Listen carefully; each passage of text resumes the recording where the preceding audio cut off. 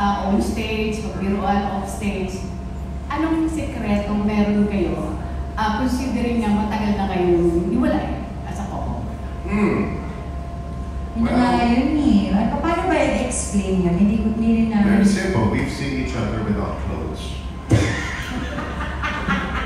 Sobra ka naman! In other words, I know your insides. You know my insides. Nakita mo yung bituka ko. So it's okay to go on the outside with our insides. Or siguro it's years and years and years of being together and working together. I think it's that.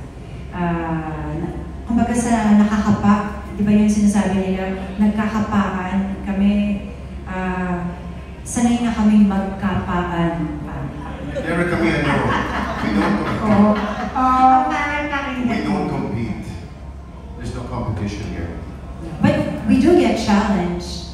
Lalo na pag sa skills namin. I think that's it's a huge part of our shows kasi ngayon yung banter namin. And we never talk about it.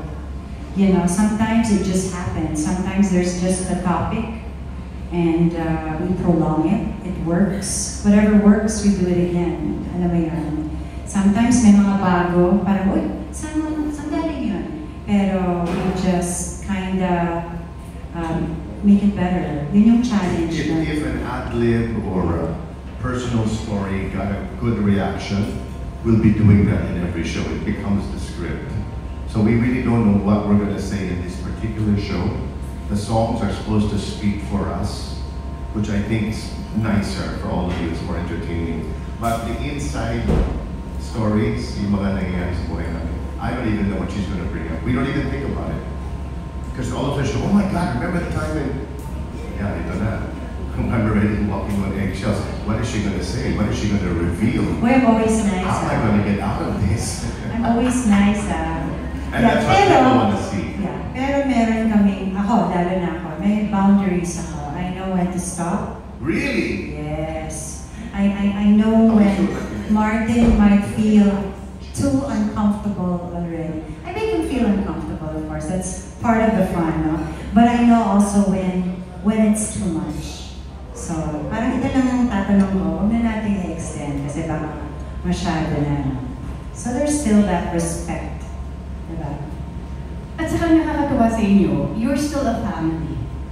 Right? You're still a family despite na, I mean, alam naman ng lahat. But whenever you're together, especially with the kids, ngayon kasama niyo yung apo niyo, so, naandun pa rin natin pagiging natural mo at hindi na mawala ang parang ang pagiging pamilya. Na napakahirap makita sa ibang couples. I think good timing lang yun because I'm sure there was a time, you know, like, you tell all your friends about my... He's such a... I thought he was nice. He was, you know, Martin and I used to dream about growing old together. Pero yun nga, as you mature, anyway, I have matured, I don't know about Martin. Anyway, as you mature, I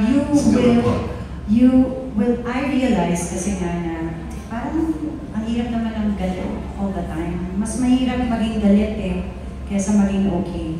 So parang nung naka-recover na ako sa madaming bagay, syempre I thought of my two boys. Like I said in your interview, family is very important for me because it is something that I always wanted when I was a little girl. I wanted a family. So whether or not we're still together, we're going to try to still have that family, especially for my boys. And they grew up to be such great men. There's no problems, no hang-ups. I mean, there were some tantrums when they were younger during our separation, but they turned out to be great men. Of course, that's because they had a great mom who raised them as both mother and father.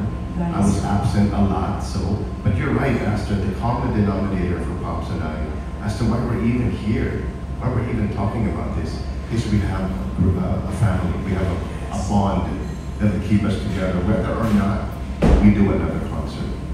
Yes. Bongga na sinabi ni Martin at Pops, diba? Si Natalie talaga nakaling siya sa sinabi ng Tigma. Ano yun? Natalie siya natawa na siya yung... Nagkakabawal kami.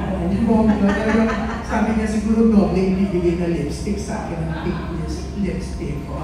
Alam mo, ang Ayan, bonggang really. dami, isang box pala siya. Oo. Diba? Isang box galing Japan. Okay. Hindi, dahil kasi in-order ko natin before yun. Pero yun nga, Mark, no, binanggit nyo, syempre, dahil may anak talaga kayo. Kaya naman po si Pops Martin, pagdating din sa mga anak nila, ganun sila ka-protective pa rin kahit sabihin pang hindi na minor yung dalawa, di ba? May apo na sila kay Robin. Di ba maraming na-bother dun sa pinost mo lately. Yung fake account. Yung panineke kay Rob para makabenta, di ba? Actually, nagkasakit po talaga si Ram before, and we were very frantic. There was really an emergency. Ang ayaw ko lang dun kasi is they promoted a product that I don't think you really use, no? Yeah.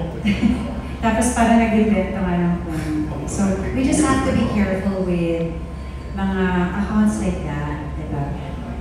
Siyempre, kung totoo po yun, why not? Talaga. At para kung makakatulong naman po talaga dun sa mga may sakit, why not? But no, Ram never took any of those.